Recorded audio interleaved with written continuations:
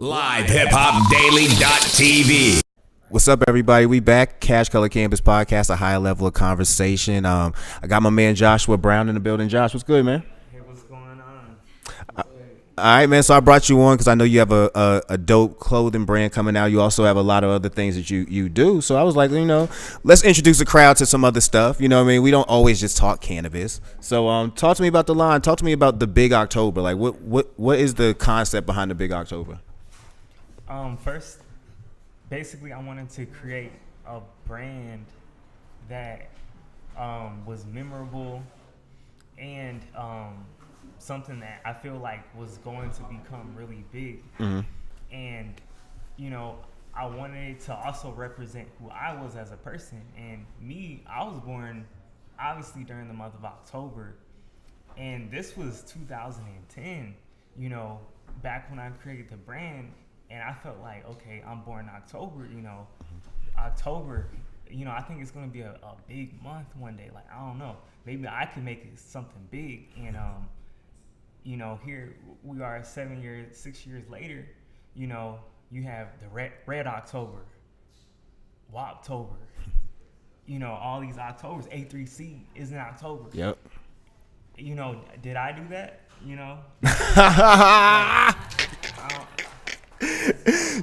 Josh said, "Put me in." Is that me? Did I inspire you? I don't know. That's what's up, man. I think I need credit. I think you need. You know what? Claim that. Claim that. You don't need credit. Hey, Josh deserves credit. Yeah. So, witnesses. I have YouTube videos. That have dates. So I'm not lying. Hey, we might have to do a bigger investigation of this. Did Gucci Mane, A3C, Kanye did Red October? Did we all steal that idea from Joshua Brown? Are you about to go Google that? I think they should, man. That's what's up, man. Well, I know you say you actually are partnered up in this brand, correct? Correct. Shouts out to the CFO Sekou Toure. Okay. And basically, he was born in October also, and I was just telling him like, dun dun dun. Hey, you want to be in, the Big October, and he's like, all right, yeah, I'll go half. See, we go half every time now. Shouts out to Sekou. That's what's up, man. That's what it is. So, as far as the design, do you do the designs yourself? 'Cause I know you're also an artist. Yes. Okay. I'm a graphic designer. I do everything in-house, the graphic design, the film, the photography. I book the models, style them, the designing, of course. Even more when it comes to the hats. I'm versatile with whatever, I come out with. So be on the lookout for women's gear coming this spring. All right, what's available right now? Like, and also, where can they actually go check out some of your stuff? What's available right now is the dad hats. Now, these are exclusive because they're the first edition dad hats. Mind you, I said the brand started in 2010. This is the first year we came out with dad hats. So if you buy one online, it's gonna be exclusive. So that's what's out right now. All right, that's what it is. And where could they go? Where could they go find that at? TheBigOctober.com. All right, TheBigOctober.com. All right, so I know you came through the show through IG actually. You know what I'm saying? And when I was on your page, I saw that you actually had a ton of art going on. Like, what's that? You have an art. I know you say you do graphic design. Speak to me about your background in that. Basically, I've been doing graphic design since 2008, and by doing that, I just learned a whole lot. Thank you, YouTube, for tutorials, and also, thanks to my uncle, for introducing me to art when I was younger, and I kind of just went with it, and I fell in love with it. And I just became, a graphic designer, and from graphic design, that's when I started designing T-shirts, and I was selling shirts in high school, when I was younger, to students. I used to get fabric paint from Walmart and paint on the shirts and then just sell them. Asians, whites, blacks, it didn't matter. Everybody wanted one. And everybody gets some. If they didn't, I just say, I'll put your custom name on the shirt. how's that sound to you, and just sell it. So That's what's up. Now I'm digital. I just send the artwork to the manufacturer and they print it. So who are some of your influences? Do you have any influences as far as fashion or even art? Well, my number one influence is my uncle. Basically he took me in. Was like, look, I see you're doing art. Stick with it, because a lot of people are gonna quit and just give up on their dream. I was in 7th grade when he told me that, and I was just thinking like, dang, like what is he? Why would they give up? I don't understand that. You're telling me all these nerdy Asian kids that can draw are gonna give up, and I could not comprehend that. But now I see it's like they all gave up, but I'm still here doing the same thing. Hey man, it was meant to be, man. It's something about October. Yeah, it's big. It's pretty big. Something about October, man. So, when you look at fashion right now, I see a lot of lines. A lot of brands are a lot of their reps are hip hop. So you're seeing a lot of rappers kind of rep brands and kind of how can I say this? A lot of them are kind of fueling the fire for a lot of these brands. You see what I'm saying? Like, do you feel like fashion and fashion lines are kind of putting too much of influence in the hands of rappers and not enough in the hands of the people? You know what I'm saying? Because a lot of stuff I'm seeing is getting super redundant as far as some of the looks I'm seeing, some of the designs you're seeing. So do you feel like and I feel like a lot of that does have to do with the fact that you're seeing one person in particular, like you might see a rapper wearing a certain type of hat or certain type of shirt, and before you know it, every new design you see is gonna look the exact same. You know what I'm saying? Like, do you feel like we put too much of an importance on having artists like that try to rep your brand, and it does that in any way kind of I guess stop the creativity that in fashion? Well, I mean, the reason why they do it is because of the marketing, tactic behind it. If I give this shirt to Rihanna and she wears it, everybody's gonna start wearing it. Yeah. So that's the reason why they do it, and it actually does dictate how we all look at the end of the day. Like back in 04, 05, we were all wearing throwback jerseys. And Girbaud jeans, and that's because of the image, that they put out there. Yeah, you're right. Subliminally, it comes to our minds, and it's just like, okay, if she's doing this, these women out here are gonna be looking like that too. And we kind of know, all right, if he's wearing this, Kanye West with the ripped holes, in the shirt, we're all gonna be wearing shirts like that. So, they do that.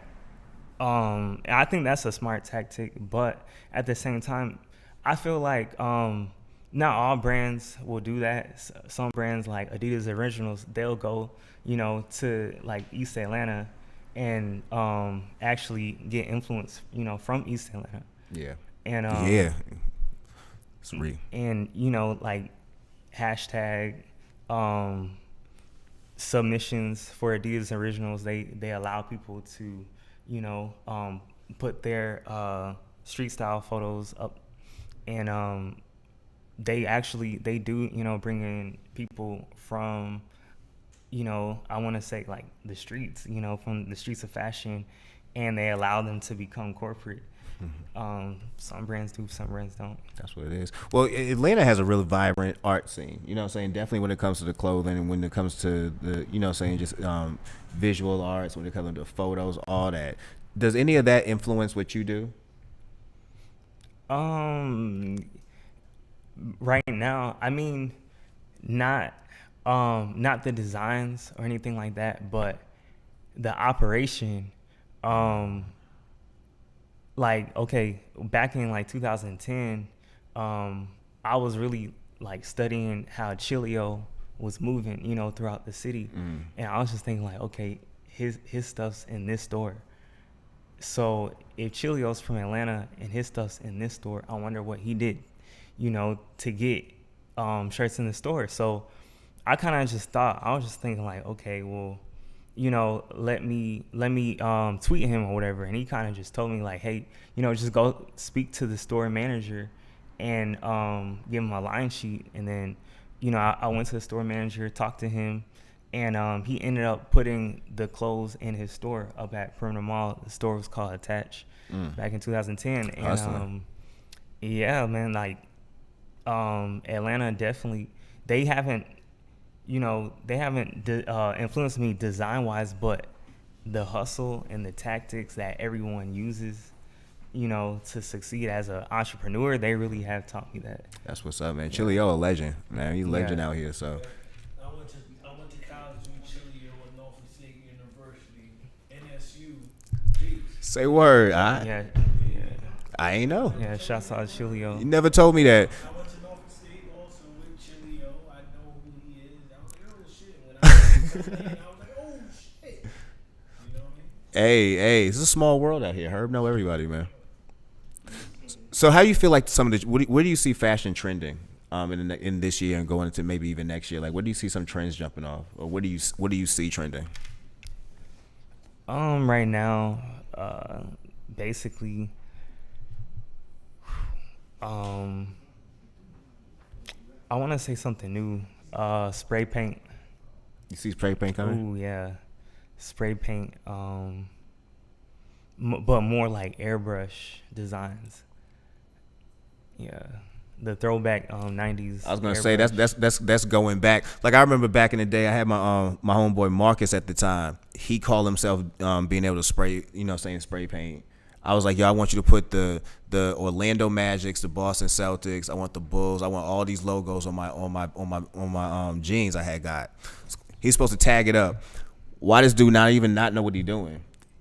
He tagged it up, he messed it up. He called himself saying, yo, let me get some bleach, he's gonna clean it out.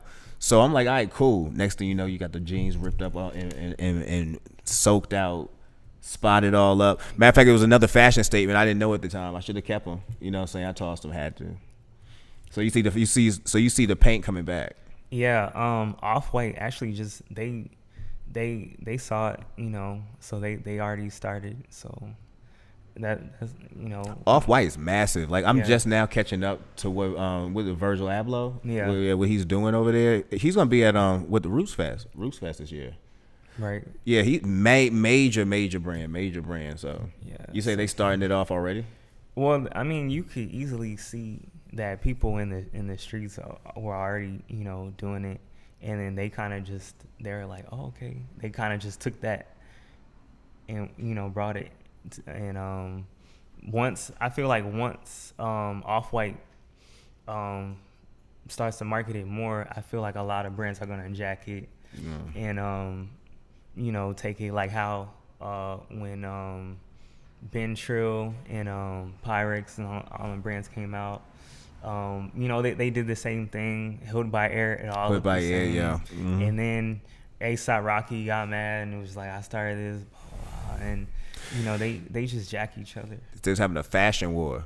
Yeah, he's having a fashion war. All right, we're gonna cut to a break. We're gonna play a video. Shout out to Dream ENT. They also gonna be on the Up in Smoke visual mixtape inspired by the color green. We're gonna be dropping that.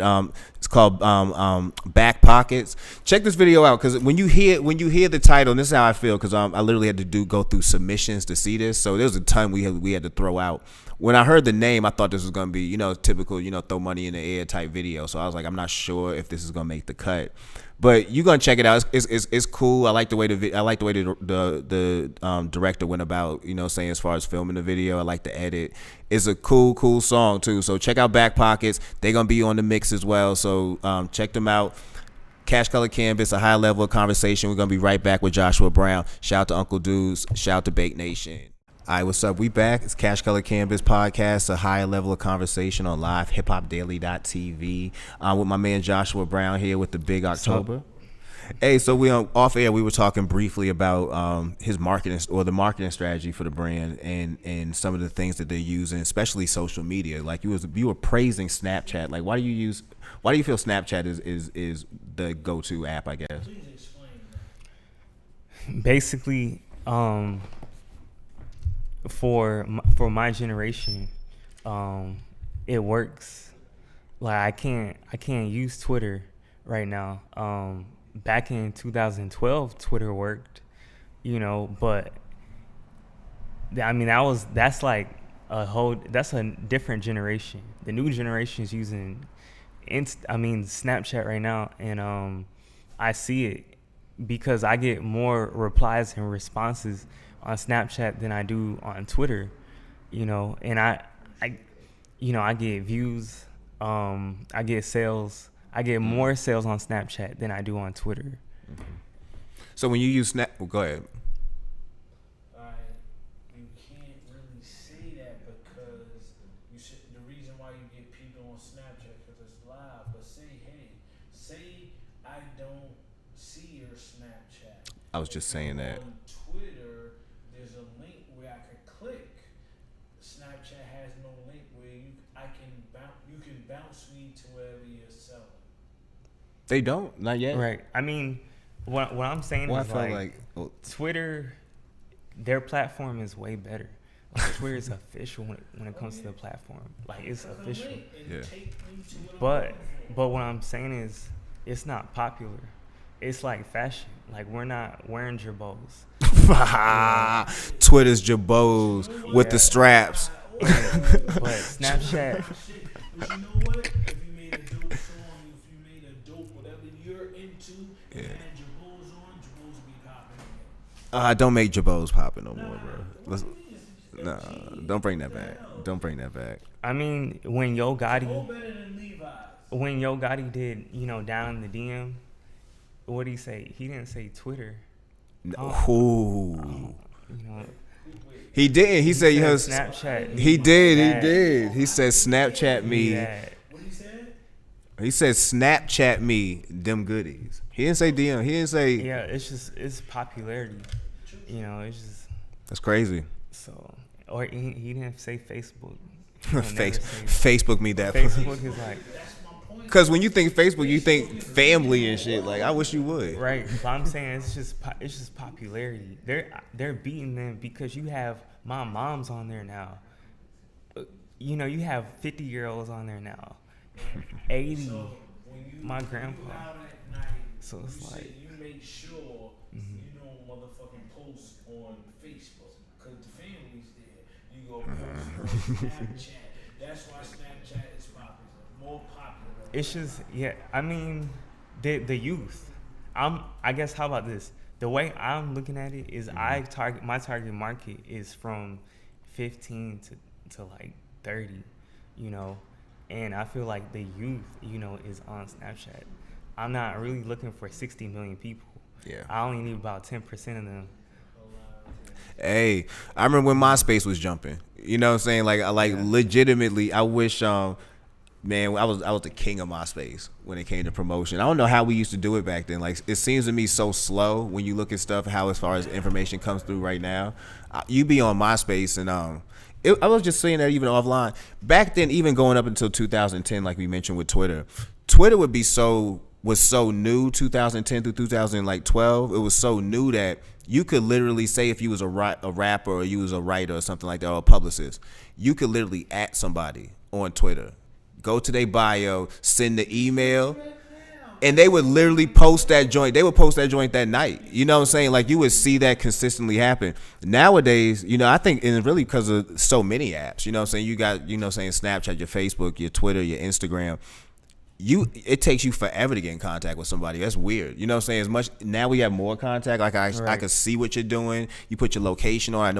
I know where you at. You know what I'm saying? Like, you tweeting about how you like it or don't like it. Then you put it on Facebook and let everybody else know how you don't like it or liked it. Right. I know so much more about you, but it's actually harder to get in touch with you.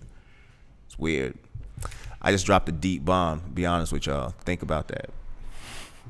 It's too. Think about that, man. So like you say, Snapchat for you and for your base works perfectly. Right. Okay, that's what it is, man. So when you use this, it's primarily like just with you showing off and taking off with the brand. Right. Mm-hmm.